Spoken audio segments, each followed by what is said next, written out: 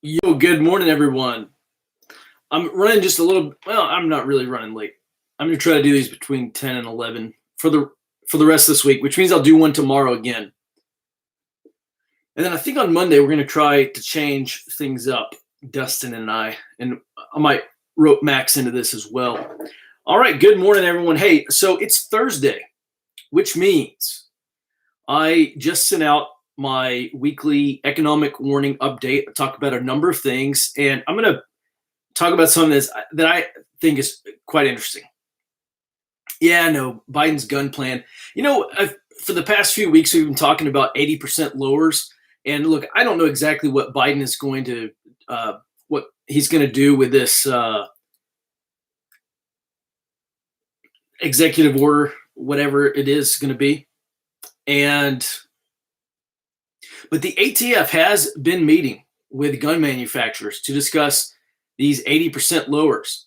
And I would not be surprised if it is. Now, listen, hey, I'm extremely pro Second Amendment. But I would not be surprised if 80% lowers somehow get roped. Like maybe, I would not be surprised at all if you had to fill out a 4473 for an 80% lower. And it may not be that. Like I said, I have no idea what he's going to do. That's not true. I have some idea what he might do. All right.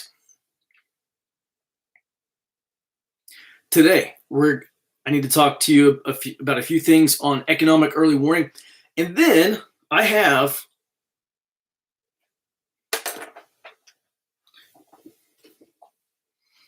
my SIGINT pouch, right, Sean. And we're gonna talk about some radio receivers and some other tools that I use to collect signals intelligence. There's stuff out there. There's communication that's happening in the atmosphere in the form of radio frequencies. And if we just have some tools, we can probably listen into a lot of it. All right, good morning, everyone. So here, we're going to get started here. Hey, listen, if you're here, go ahead and hit that like button and help me channel this topic out to more people, please. Muchas gracias. Good morning from Colorado, from Dallas, another Colorado, Washington State. Did I already say Philly? Lots of Colorado folks in here this morning. Austin, Dallas, West Texas. Okay, cool. So far, we are Mobile, Alabama, Idaho. We're not like ZZ Top yet. I guess we're not worldwide.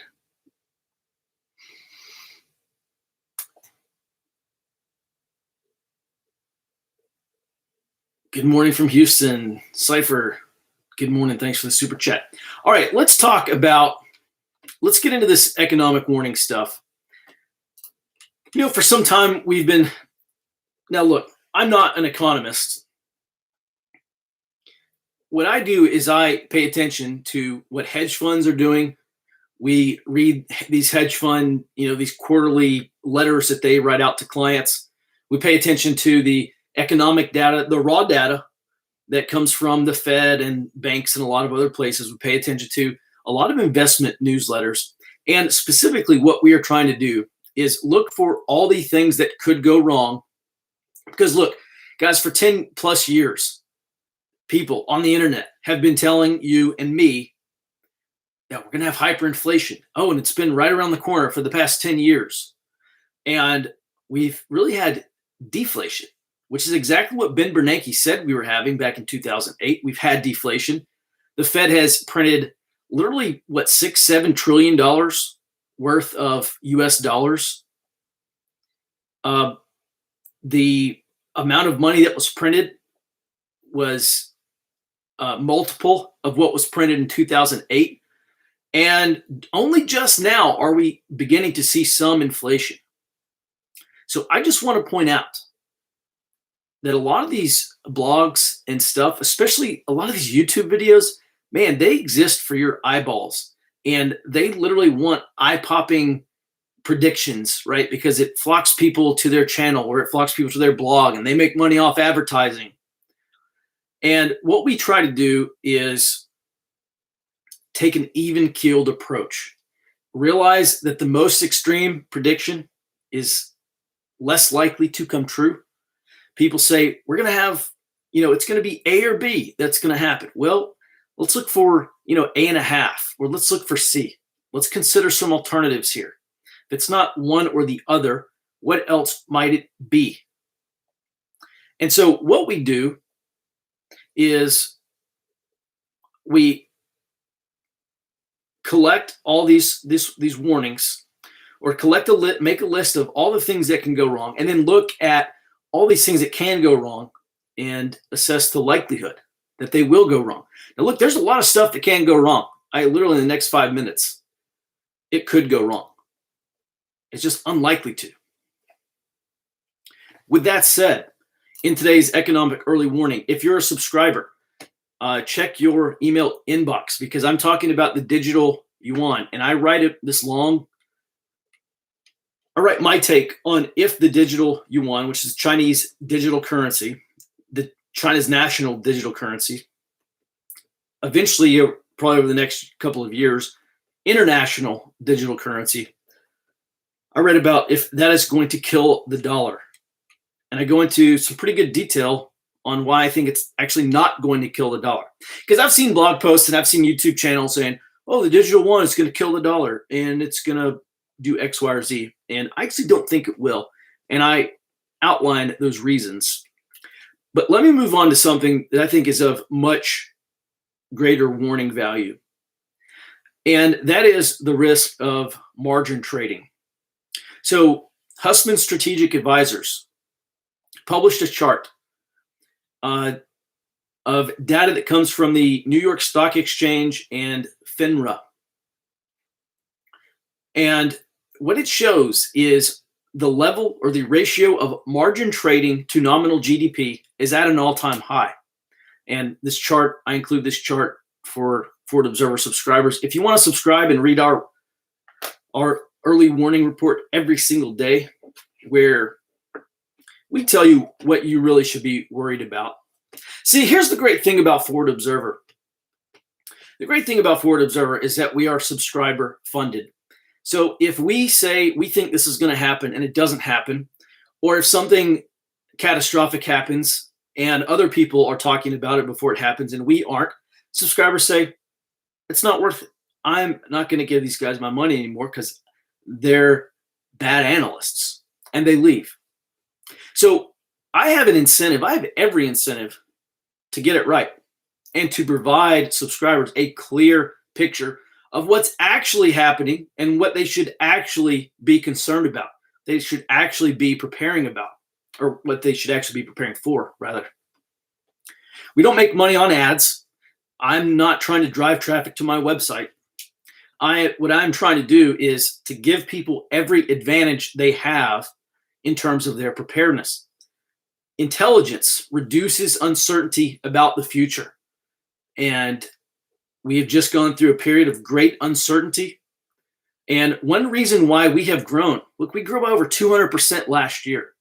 Between COVID and the riots, we grew our subscribers by 200%. And that is because we produce a very good product. And I'm going to stop, bragging on my team, other than just to say, if we don't get it right, if we don't provide value, subscribers leave. And instead of leaving, subscribers have flocked to Forward Observer. So if you want access to our daily report, including my weekly, every Thursday, I produce an economic warning report. You can go to forwardobserver.com. I'm going to type it in here for you.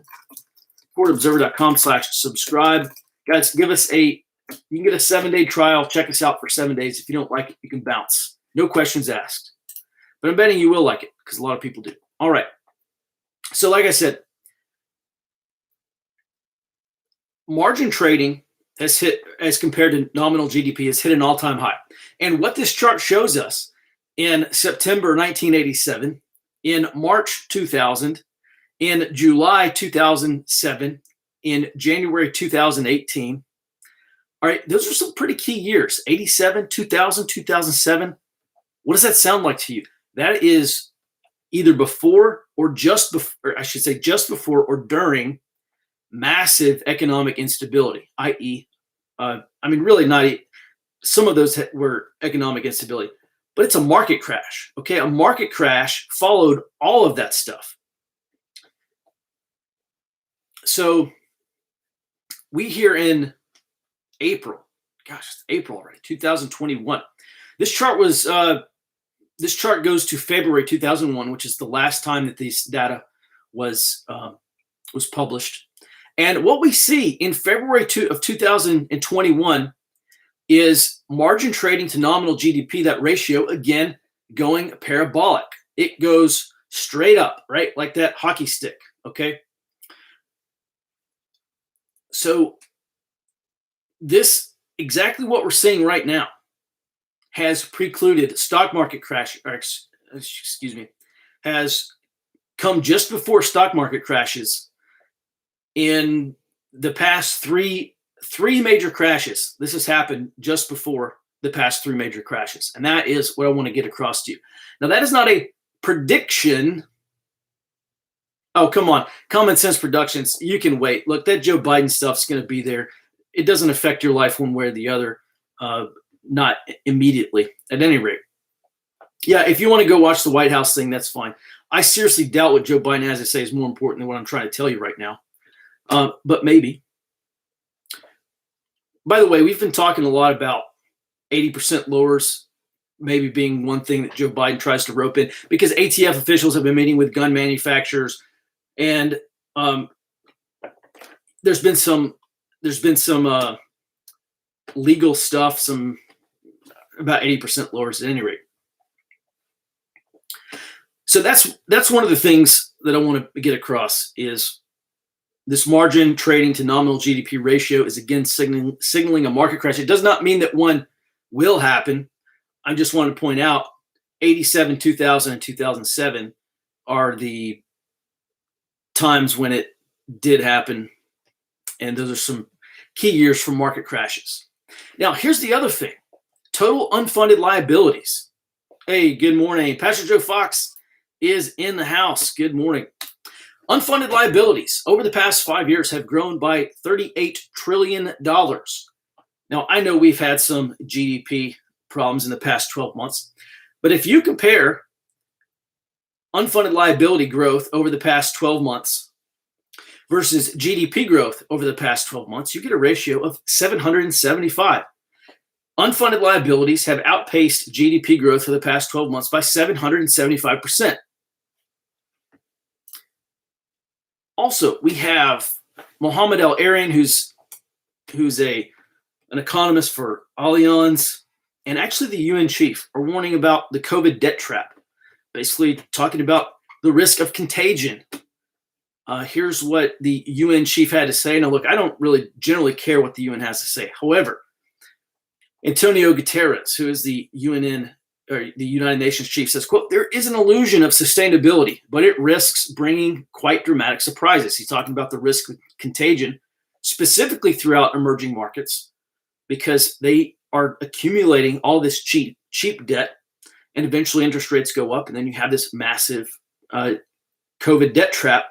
And that is also, I've talked a lot about, I actually did a special report, it's like 4 or 5 pages long, on the Great Reset and exactly what that means for the United States.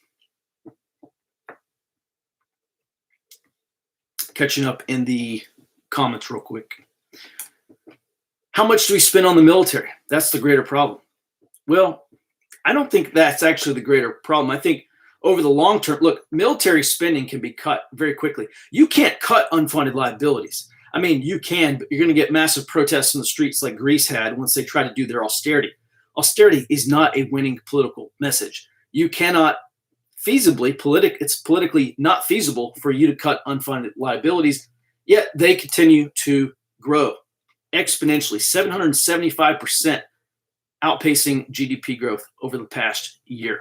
Now, the last thing I'm going to talk about from this report, because I want you to go and read it because there's a ton of stuff in there. JP Morgan Chase CEO Jamie Dimon recently published his annual note to shareholders.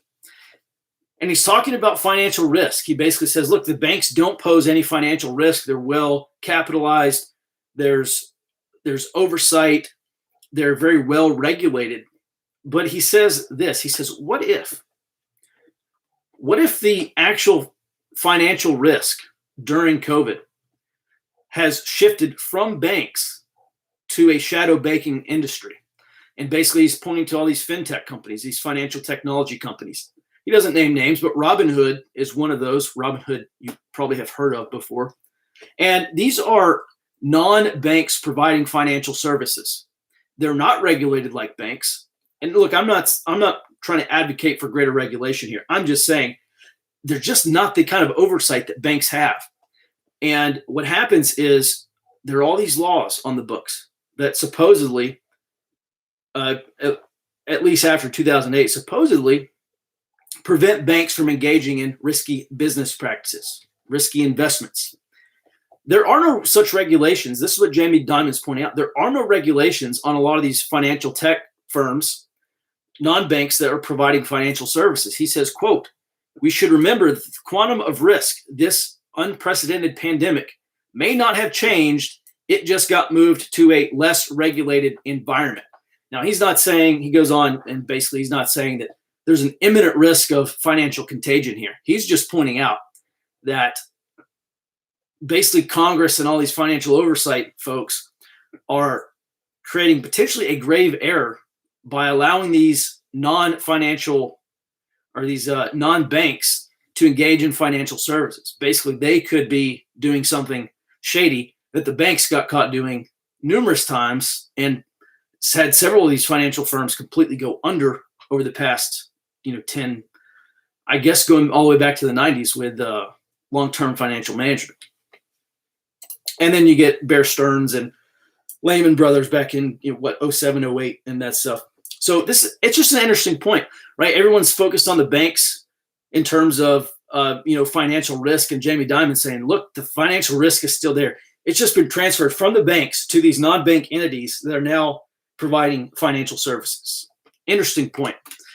And that's all I'm going to talk about from today's economic early warning report. I highly recommend you go check it out. Every Thursday, I provide a brief on pressing economic issues. John Taylor says, love your report, Sam. Keep it up. Well, thank you very much. I certainly will. All right. Now, let's talk about some radio stuff real quick. Actually, let me hit a couple questions here. Cypher says 60% of all federal spending is welfare. Yeah, the entitlement spending, look, it's not the appropriated, it's not basically appropriations that's really killing the United States in terms of spending, debt-fueled spending. It's entitlement spending, which is only growing.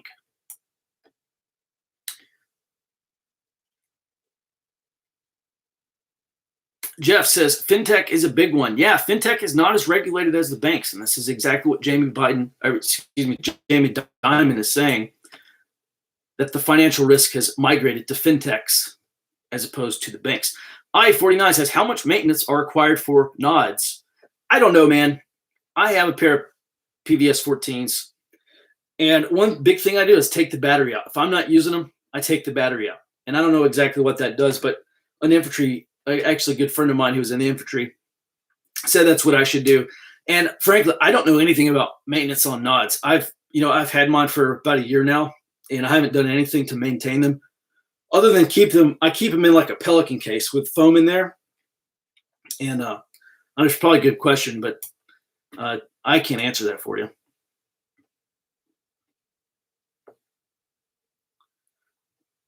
All right, Rich Nolan coming in again off the top rope. Hit that like button, people. Less than half watching have hit it. Too much work for you. So yes, please do hit the like button. All right, guys, now let's get into SIGINT, okay?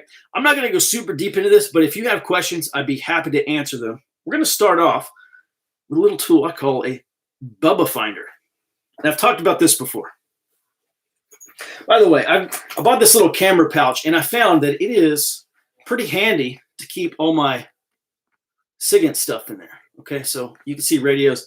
I unscrewed the antennas, pushed the antennas down in the pouch, and let's talk about this little guy right here. Grab the antenna for it. By the way, you should always, one thing I really like about this pouch, look, it's got a little zippered compartment there where I keep a bunch of batteries. Because you know what invariably happens? I leave one of these radios on, or it gets turned on somehow in that pouch and it stays on. And next time I go to a class and the batteries are dead. And it makes me look like a buffoon. So always keep extra spare batteries. Here's my Bubba finder, okay? It is the Uniden Home Patrol. Or excuse me, it's not the Home Patrol. That's the scanner. This is the Bearcat XLT 75. Listen, they do not make this anymore. Stand by. Dang it. They make a new one called, it's not over there either. They make a new one. I think it's called like the SC30 or something like that. And what's interesting about this is, first of all, you can turn it on. It has a feature called close call. Oh, it just found the nearest signal. So it has this feature called close call, okay? And what close call does is you hit that button and it starts a very rapid scan, and it picks up the strongest frequency, which is probably going to be the nearest frequency, and it automatically tunes to it. This is a radio receiver, so you cannot transmit. There's no button to key up a microphone. You hit that close call technology, yeah, Bubba located. And it's actually the National Weather Service, because that was the nearest, that was the strongest signal that it was picking up. But if I got a bunch of dudes running around in my neighborhood, or if it's, you know, some SHTF scenario, and I've got my little signals intelligence cell up and running, I'm going to give them this. Or maybe you're out on, maybe you're out on patrol, and you want to see if anyone in the area is talking on Baofeng radios, talking on these bubble pack walkie-talkies. You just hit that close call button and it's going to keep searching. And if you land on the National Weather Service, say mute, okay, don't give me that frequency anymore. So if someone keys up and starts talking, guess what? I'm going to be able to listen into them immediately. I do this in class. I take this radio out, and invariably someone has a Baofeng handheld. And I say, all right, go ahead and key up and just start talking into it. And I set this on the desk, close call's running, and dude, it's like a split second, man. And we are listening to what that guy's saying in real time. It also obviously will give you the frequency that they're transmitting on. And so I think this is real. These run like, this was about 80 or 90 bucks. And I don't know what the SE30s run, but probably, 80, maybe to $100. Yeah, so there's a BC 125 AT, which they still make. There's also an SC30. And really this isn't really counter communication. It's really communications intelligence or comment, or you might also call it signals intelligence, SIGINT. So that is one indispensable SIGINT tool or comment tool that I use, especially if you're going to have Bubbas walking around with Baofeng radios. This will tune directly to that frequency if they're within earshot. And if not, if it's something you don't want to listen to, just hit ignore. You can basically kind of deprogram that, and then just keep it scanning in the background until something pops up. And then you can listen to them in real time. Let's see here. Is there a digital version of this?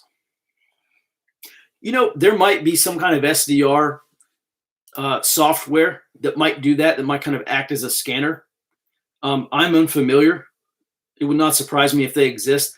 And I'll be honest, I mean, SDR has some utility, and I'm not even going to talk about SDR software to find radio. Look, it looks like a little thumb drive, they call them a dongle. You plug it into your USB port on a computer, and it is attached to an antenna.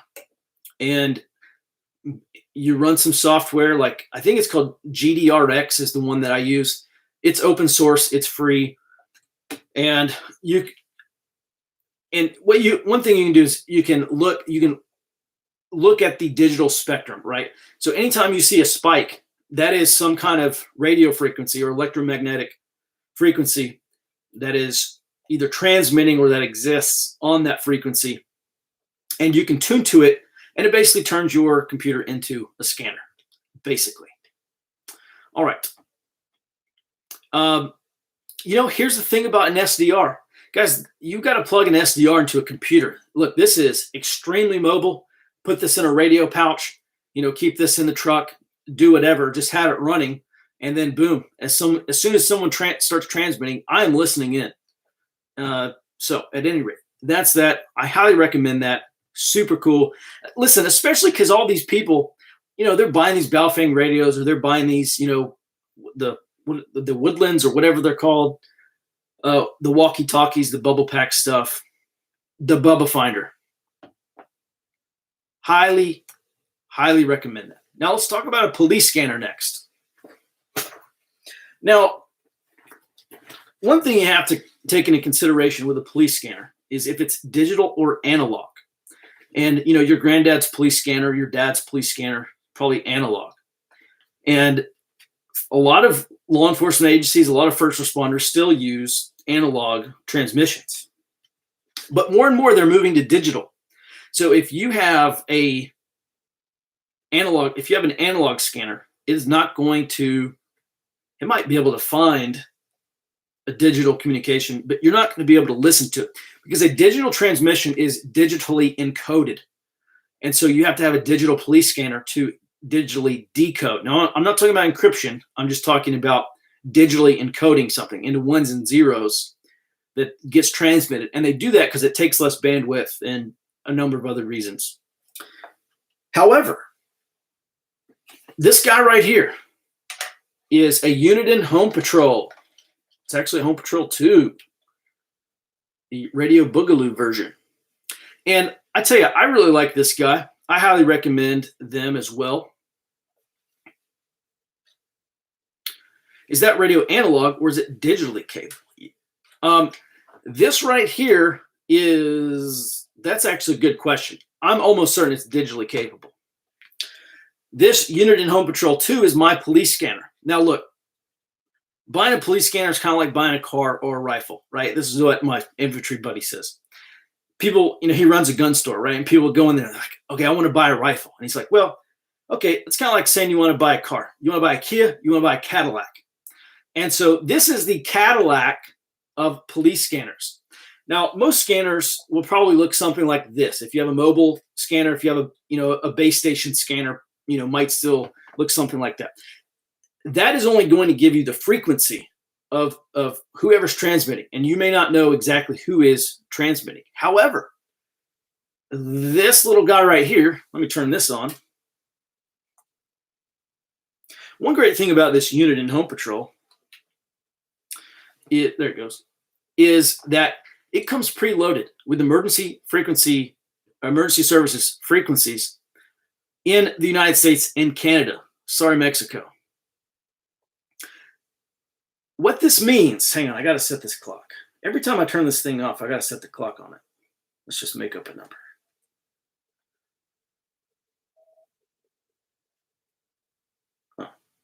January 1st, 2000 is not an acceptable year, apparently.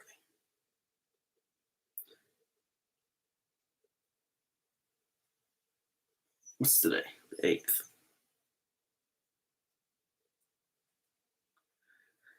(2021). Thanks for bearing with me as I get this going here. Jeez. Wow, I'm really doing a good job of selling these things, huh? All right. So it's got a little keypad on there. And as you can see, the last time I used this, I punched in the zip code for Salt Lake City because I was running this during my Salt Lake City, my tactical intelligence course that I did up there last month. So the great thing about this is you don't have to scan, you don't have to flash this like you do some other police scanner, because it comes preloaded with all the emergency services frequencies in the United States and Canada. Not only will it give you the actual frequency, it will also tell you the department and channel. So like if I'm in Austin, I can pick up, Eastern Precinct. Okay. Now I may not know exactly where that transmission is unless they say, oh, Squad 105 checking in at whatever, 1500 block of Bakalakadaka Street. But over time, what this allows me to do is here's the fundamental problem, right?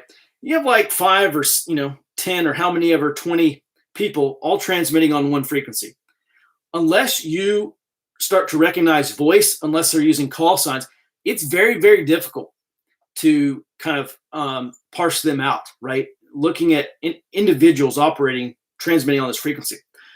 Well, what this will do is it will actually help you do that, because this can actually go down to the squad level. I forget where I was, but it would actually go down to, squad 105, and then squad 107 would come on, and I would be listening to squad 107, and I would know that because on this bottom rung right here, it says squad 107 transmitting.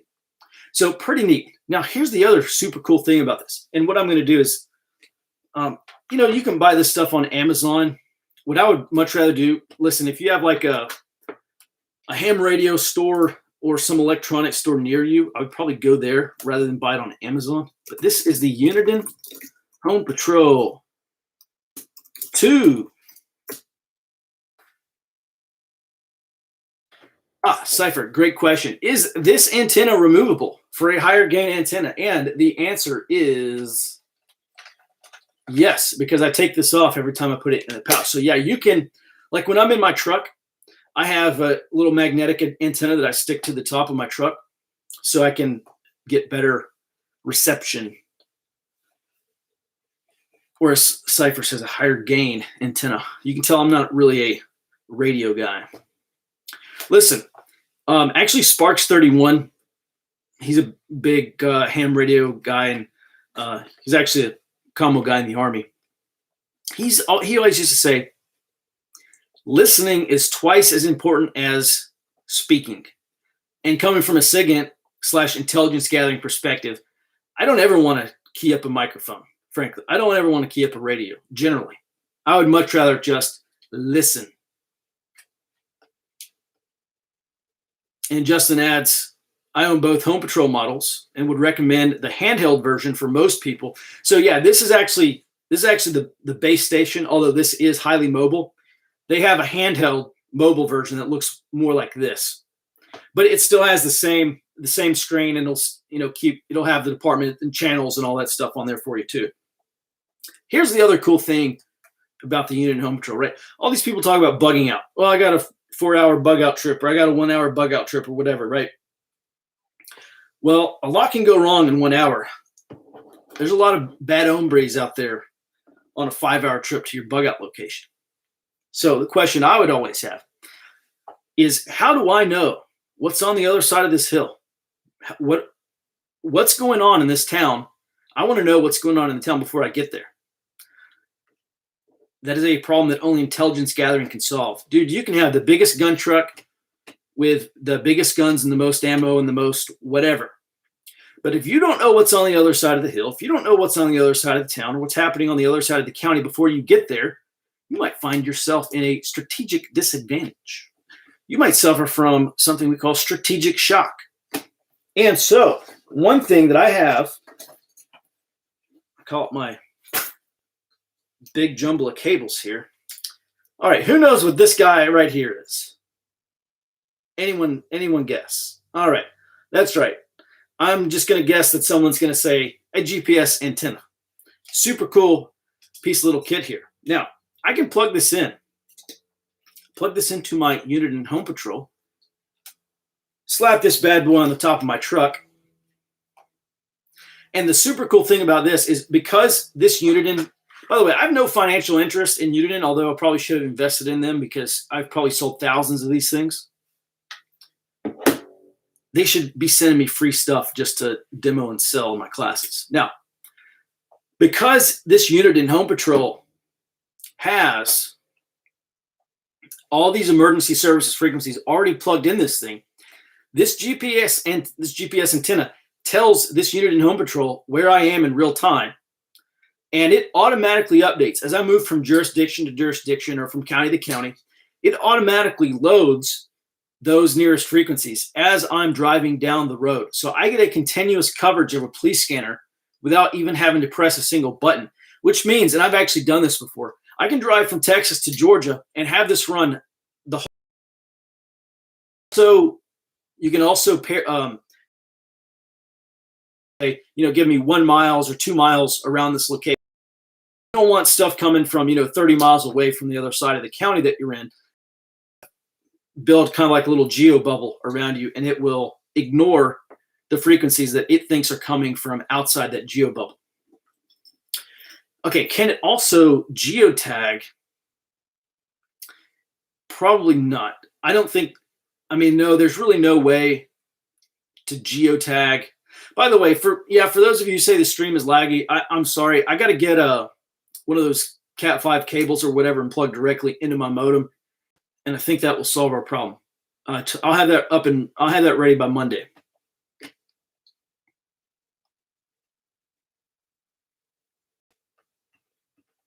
Yep, you can't do that with a Baofeng. That is the quote of the day right there from Jeff. You can't do that with a Baofeng. And look, guys, I'm not knocking Baofengs or whatever they are. Okay, I like them. I have numerous.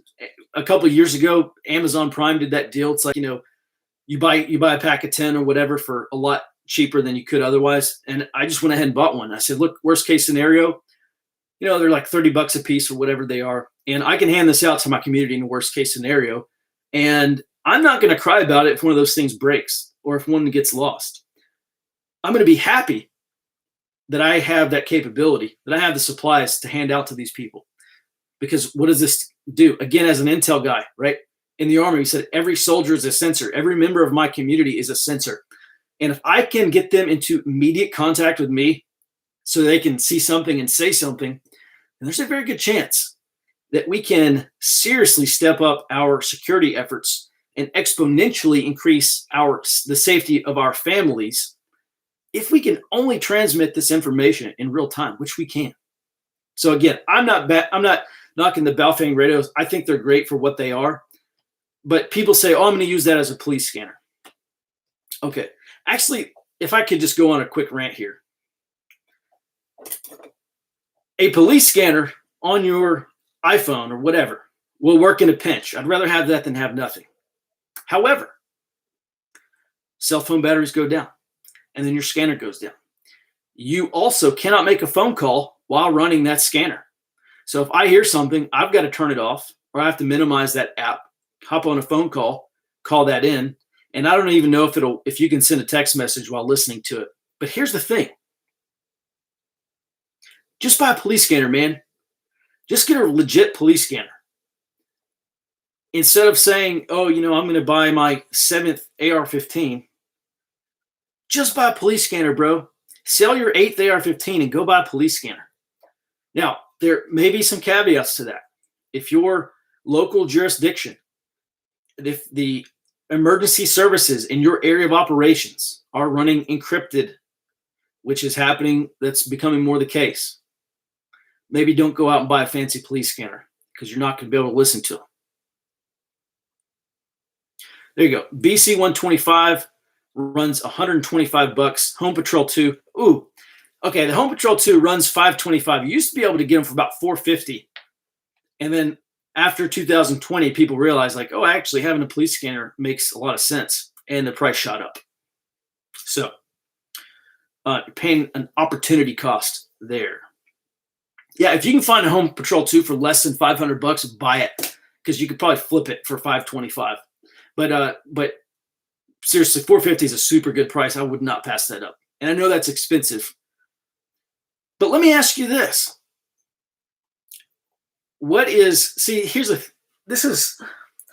People are like, oh, I don't have enough time to do an area study. Or, oh, that's like nerd stuff. I don't really want to do that. Or it takes too much time or whatever. Well, how valuable is this information going to be to you when you need it?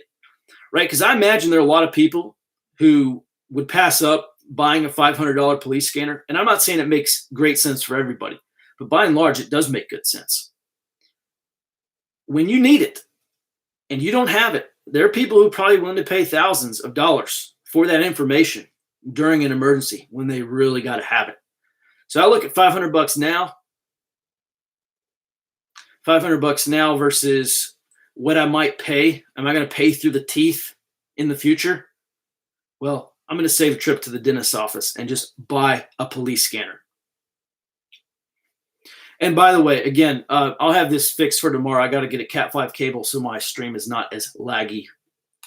I'm also running a VPN, and sometimes there'll be a hiccup there. All right, let's move on from police scanners. Oh, yeah, look at this guy right here. It's one of my Baofeng radios. The battery's dead in that, by the way. I got to charge it. All right, well, here, though, I'm just going to share two of these things with you.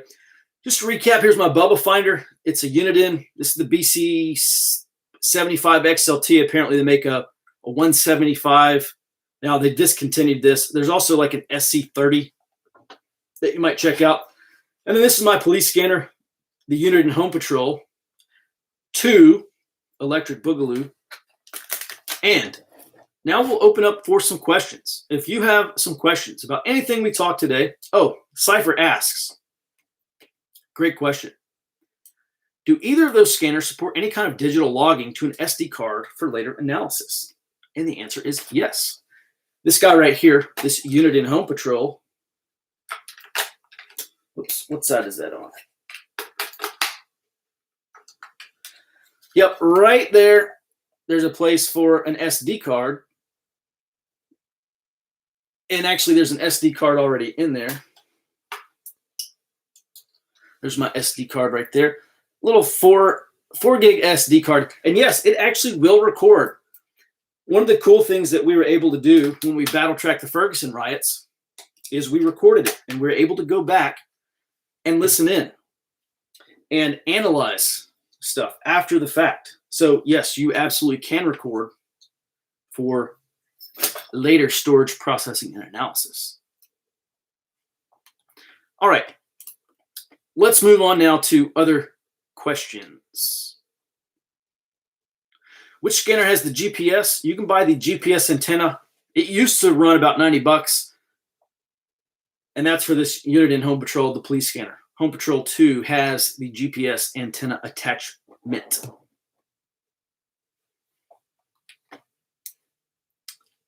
Yeah, just in case, says Baofengs have their place. Totally agree. Nice hat, by the way. Yes, my friends over at Fieldcraft. I was just there back in March. All right, guys, any questions about SIGINT, about comment? Is that a serial connector? No, but yes. So there's no serial connection on the Home Patrol 2, but if you buy the GPS antenna, it will come with these, and you gotta, man, putting this together is like, I don't know, it's like hooking up a life support machine or something. There's all sorts of little connections and stuff. But look, if you're smart enough to buy and run a police scanner, you can probably figure it out. It's really not that difficult. If you're smarter than the average bear. How politically active do you expect the financial world to be in the future? Like on a scale of 1 to 10, probably an 11. I've talked a lot about this ESG stuff. All these, who was it?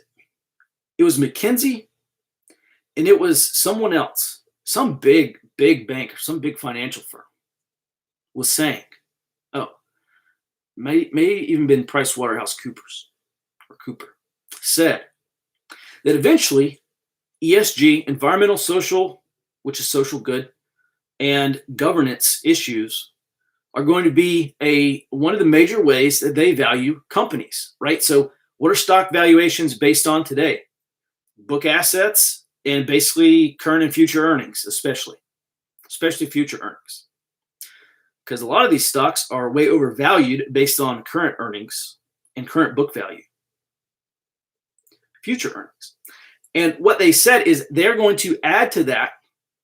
Basically, they're going to come out with some calculation. How do we how do we calculate a stock's value, including the work they do on the environment or how harmful they are to the environment, how much they do for social good, i.e., how much money they give to social justice campaigns and groups, and also make evaluation on governance, or at least have governance play a role in that. And I don't think that's global. I don't think that's a reference to global governance. I think it's actually a good question. I need to go back and look at exactly what metrics, how they're going to measure governance. But yes, ESG is going to be put on financial statements in the future. It's what these people are saying. I tend to believe them. So how politically active do you expect financial world to be in the future on a scale of 1 to 10? An 11, maybe a 12. What are your thoughts on direction finding equipment, i.e. a Yagi antenna? I think they're fantastic. I actually think if you have a couple of buddies who want to get in on that, then you can use Yagi antennas. You can actually build your own antennas using a tape measure. As a matter of fact, I need to add that triangulation. I need to add a block of instruction on using Yagi antennas to triangulate radio signals to my tactical intelligence course, which I will do. Before I teach the next TAC Intel, I'm going to have that block of instruction on there, and we're going to go outside and practice. I think it's great. I think, here's the deal, right? If you don't know where someone is, if someone doesn't give you their position, it's very difficult. You're not going to figure out where they are unless you see them. But if you're running mobile antennas and you're running software that make those antennas basically talk to each other, then we can. Now, here's what, with one Yagi antenna, right? You can get basically like an azimuth or a compass direction, right? And just know, hey, the strongest point of this signal is coming from this direction. So this guy, let's say this is the map, okay? So that signal is coming from somewhere on this axis right here.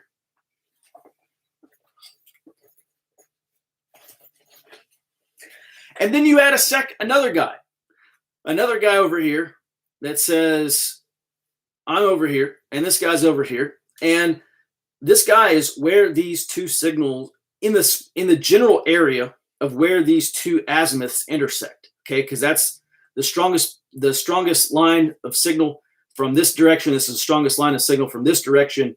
And basically, you can find someone. By the way, several years ago, I was in Houston, and this very wealthy kid came by, and he started showing me he had one of those black phones, back when black phones were the thing. And he says, oh yeah, NSA can't track this. And I said, oh really? And I asked him if it emits a signal. And he thought about it, and he says, yeah, it emits a signal. I said, well, if it emits a signal, then it can be tracked, i.e., it doesn't take NSA to track your ass, okay? Anybody with the ability to track cell signals can track you, and they do. All right. Are you expecting more riots after the George Floyd trial? Yes. Yep, I think they're going to riot regardless of what happens. And by the way, we're going to be battle tracking those riots over at Fox Company.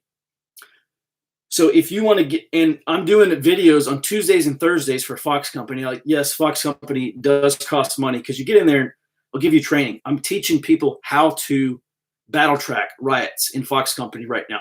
And kind of what I envision is we have Fox Company, a bunch of trained up intelligence analysts and collectors who can then share information during an emergency.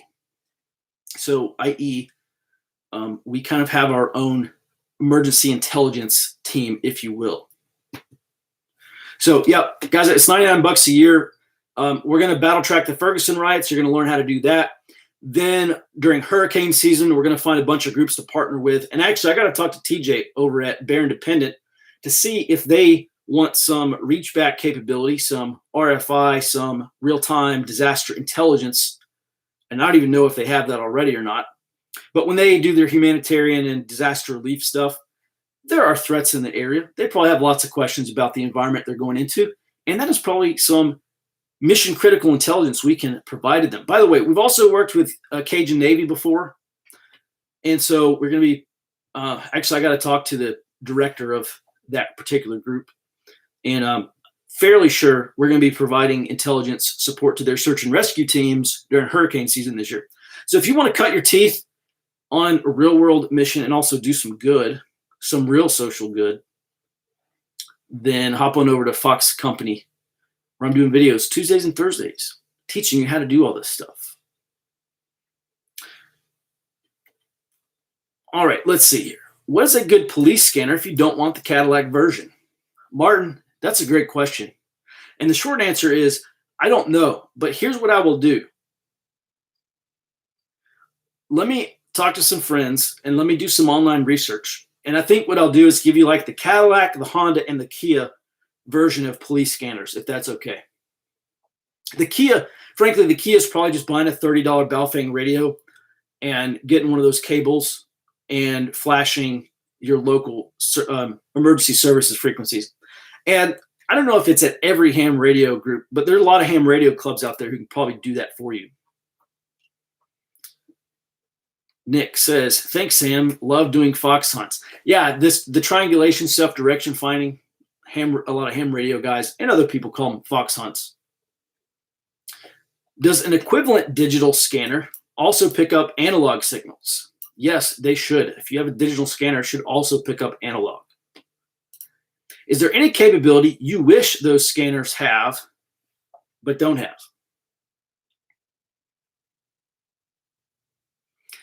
Yes, we kind of touched on this a little bit in Cypher. I think I understood maybe the direction that you or someone else was headed down. But it would be super cool to be able to plug that unit in Home Patrol into my laptop that was running Google Earth or some kind of other mapping software and basically start to build heat maps for where all these. Now, look, running one of these cannot tell you exactly where that is, right? But I imagine there's an app that maybe in the future could probably be loaded onto one of these smart scanners, let's say, that will shoot an azimuth and give you basically a general direction of where that signal is coming from. I would love to take that and put it on a map. And now we have another layer to visualize our security picture, i.e. you got a Bubba Finder, cool. Like, let's put on a map where they are and look at their geographic proximity to us. Would be super cool. How far will you let them push until it's too far? Well, I think that's a question that every man has to answer for himself. I kind of like that Robert Heinlein approach, right? If it's tolerable, then tolerate it. If it's intolerable, then don't tolerate it. And frankly, some men have a lot more to lose than others.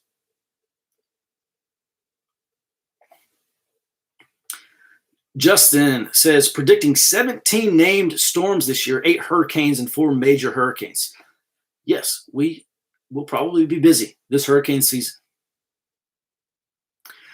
So you do want to be able to geotag signals. Yeah, I would love that. It would be awesome to geotag it, or if those things were geotagged somehow and be able to put it on a map. I think it would be awesome. All right, Julio says, thoughts on Telegram? I'm on Telegram. I like Telegram. I tell you what's really great for Telegram. A lot of the extremist groups that have been kicked off of Twitter, or maybe they just don't want to be on Twitter, they've moved to Telegram. They're also uploading PDFs and stuff. So if you're tracking your local, homegrown extremist group, far right, far left, far whatever. And let me say this. If you're in a bigger city, okay, you're going to have far left groups going to be much more prevalent.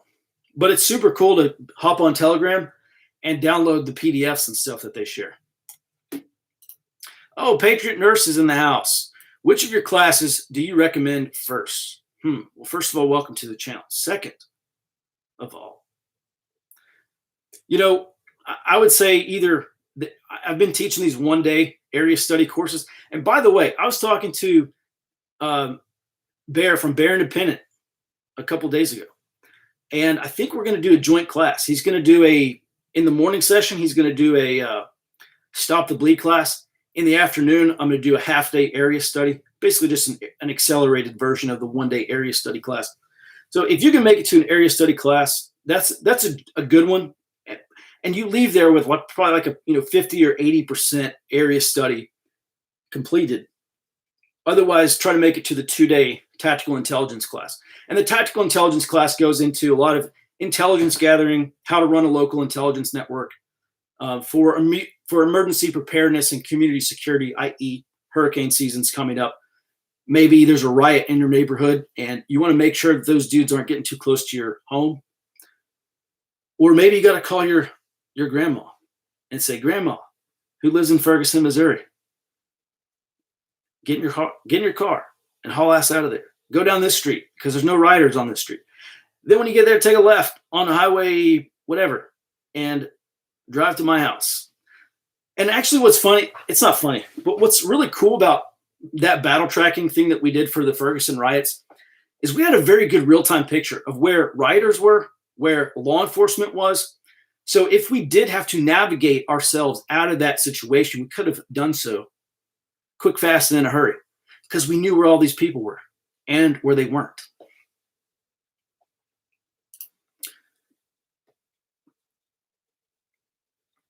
Cody, I don't know, man, I'm a gun guy, but I'm just not a big gun guy to know if anyone might be hiring. Rich asks, Telegram has no speech rules. Well, Telegram actually has kicked off some people. Another problem with Telegram is because if you run it on your iPhone or you run it on iOS, Apple has certain rules about what it will allow onto Apple machines. And so sometimes you'll get on a Telegram channel and it says, this channel can't be displayed on your iPhone because it breaks their terms of service or whatever.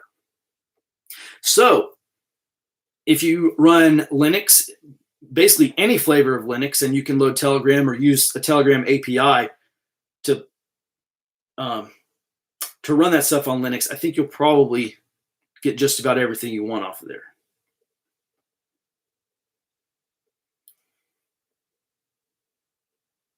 What is a good way to figure out what groups are in your area? I've Googled certain phrases with no luck, and please blow me off. Okay, so first of all, I'm actually going through my city's police academy, Citizens Police Academy right now. I'm not going through the academy. I'm going through the Citizens Police Academy. And we actually just talked about local gangs, and it was eye-opening, even for me, who's been looking at this stuff for quite a while. It was eye-opening. So first of all, I would recommend going on a ride-along or, doing some sort of Citizens Police Academy kind of thing. The next thing I would do is I would get on Twitter and I would just Google your city, or sometimes if you have a city nickname. Actually, let me tell me what city you're closest to, and I'll tell you probably if you have any groups in the area.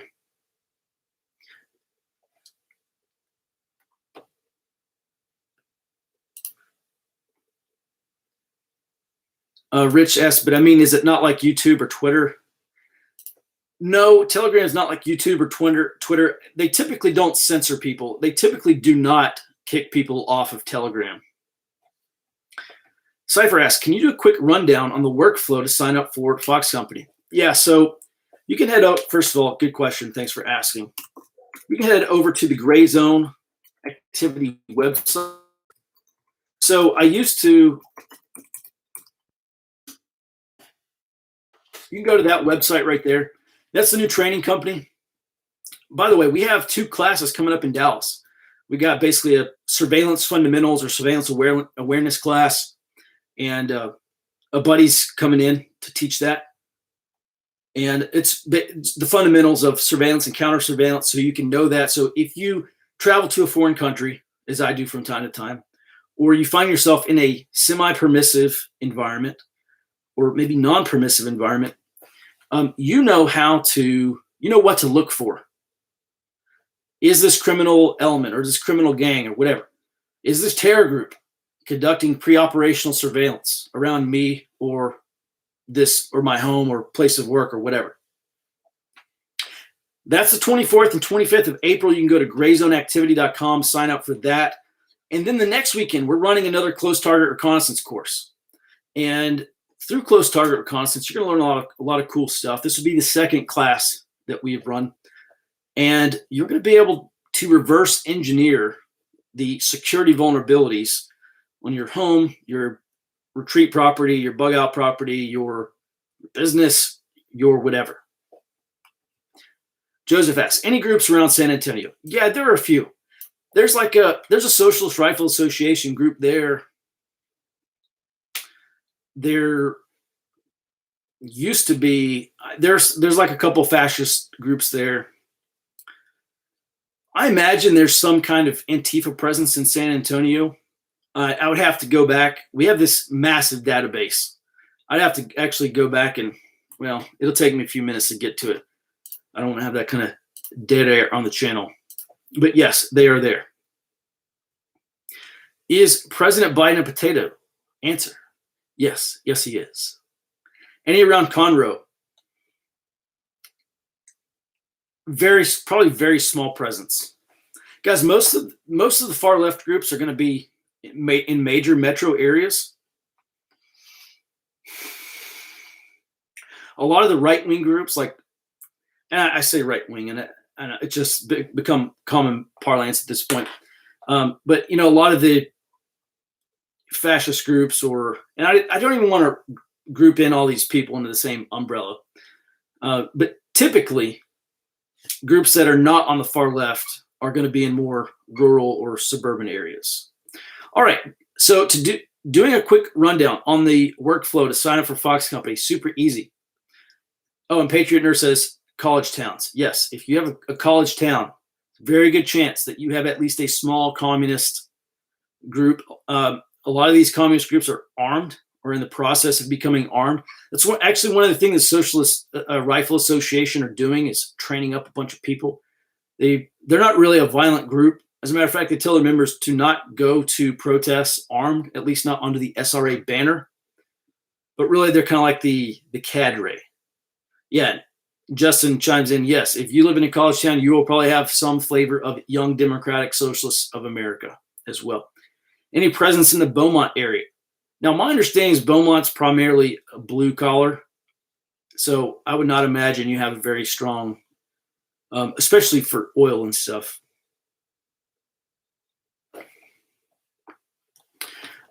Okay, so if you want to join Fox Company, if you want to learn how to battle track the Ferguson riots, and then if you want training to help us do real-time disaster intelligence for Cajun Navy and some of the other groups we're partnering with this hurricane season, and for any other riots and stuff that pop off too, you can go to Fox Company. Just go to grayzoneactivity.com, www.grayzoneactivity.com.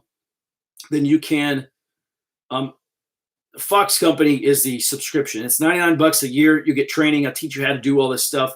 And I'll hold your hand basically I'll teach you how to do it, but I'll be there for guidance and mentoring and probably some real-time demonstrations as well. I'll teach you how we do all this stuff.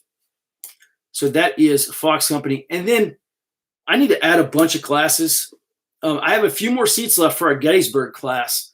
And we're going to have a dinner Friday night. We're going to have a dinner, just like kind of a hangout session. Then on Saturday, we're going to go tour the Gettysburg battlefield.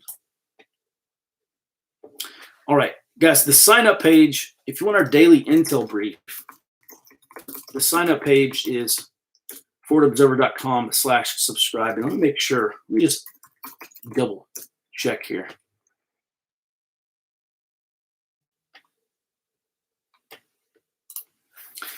Oh, man, listen. All right. Dashin's rule says, I'm profoundly disabled. Is there any capacity in which I can be useful in battle tracking? The answer is yes. Look, not everyone has the youth or the health to go run and gun or to flank and spank. So listen, and look, actually, in my ace, I would much rather have older people because older people have more life experience. Older people probably have a hard skill, or at least have some kind of training or something that might lend to being useful, especially for local intelligence. So yeah, absolutely. If you're getting on up there and you're not as good as you once were, and maybe you're not as good once as you ever were, then yes, we can definitely use you in the ACE. You're probably a very good candidate for intel work. If you don't have medical training, if you have medical training, go do medical stuff. Otherwise, yeah, intel. I would also say logistics. You know, it takes a village, and lots of skills are needed. The problem with intel is that just there's not enough people who actually know what they're doing. A lot of this stuff is intuitive, right? And once I teach a TAC intel class, people can kind of like put it together, and they're like, oh yeah, like I should have thought of that. Okay. And they kind of, maybe they have all the pieces. They know what the end goal is, and they just don't know how to put all the pieces together, or they just don't know the steps to take to get there. My job is to create a lot more of me, frankly. Okay. My job is to create intelligence gatherers and intelligence analysts for community security and emergency preparedness. The next 20 years are going to be bumpy. I mean, I imagine most people agree with that already. But the stuff that I'm saying, like, me and Dustin and Max, and even Troy's our economics guy, we're breaking this stuff down every day, and we're looking at these new indicators, and there's just a lot of stuff that can go wrong, like major stuff that can go wrong over the next 20 years. And by the way, I get a lot of veterans, right? And maybe they worked in an S2 shop downrange for a period of time, or, maybe they helped, write an INSOM or something like that. I don't know. Even if you've been exposed to this, or, I even get former Intel guys that say, hey, this is like a really great refresher class. And all of a sudden, a lot of that knowledge kind of starts coming back once they push the primer and get that engine back up and running. All right. So any other questions? Yeah, guys, you can go to www.grayzoneactivity. Right now, you have to put in the www. I'm still trying to get my web guy to fix that. If you click on the training tab, you're going to be able to see the courses we have coming up. If you click on the store tab, we're getting some hats made, so eventually I'll stop wearing this Fieldcraft hat. If you click on store, you can hit join now for the Fox Company membership. And later this afternoon, I actually have to do another video. All right, guys, we've been doing this for an hour. How do you feel about using SALT or salute formats for reporting intelligence? It's one thing I teach in the TAC Intel course. We go over salute reporting. It is the most efficient. It is still, probably for the past 50 plus years, it is still the most efficient way to transmit a spot report. Like, I see this happening. Here's how many dudes there are. Here's what they're doing. Here's where they are. Here's what they're wearing. Here is the time that I saw them. I saw them 15 minutes ago, or I saw them now. If you're calling a salute report, it's the time that you saw them, not the time you're reporting it. If you're recording a salute report, it's the time that they saw them, not the time you're hearing it. And then, what equipment or gear, whatever vehicles they were having. So yes, SALT and salute reporting, A+ in my book. I still teach that stuff.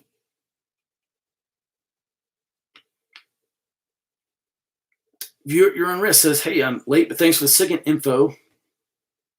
All right, guys, I'll do one more question. One last question. Anything about SIGINT, intelligence, security stuff? If you want access to our daily intelligence report, go to forwardobserver.com/subscribe. If you want to join us in Fox Company, if you want to get trained up and help out, you can do that at grayzoneactivity.com. I'll do one more question, and then I got to cut it off because I got a bunch of other stuff to do today. But hey, I really enjoy hanging out with everybody. I actually like this quite a bit. When is the first shot going to be shot? I think it probably already has. We're in a period of low intensity conflict. I think it's already started. I think we look back to answer that question, not forward, frankly. Do you plan on allowing any cross communication between followers? Be good use for Patreon. Yeah, so I'm really not doing anything on Patreon anymore. But yes, in Fox Company, what I would really like to do, what I've tried to do in the past, but will do in the future, is try to break people up into kind of regions.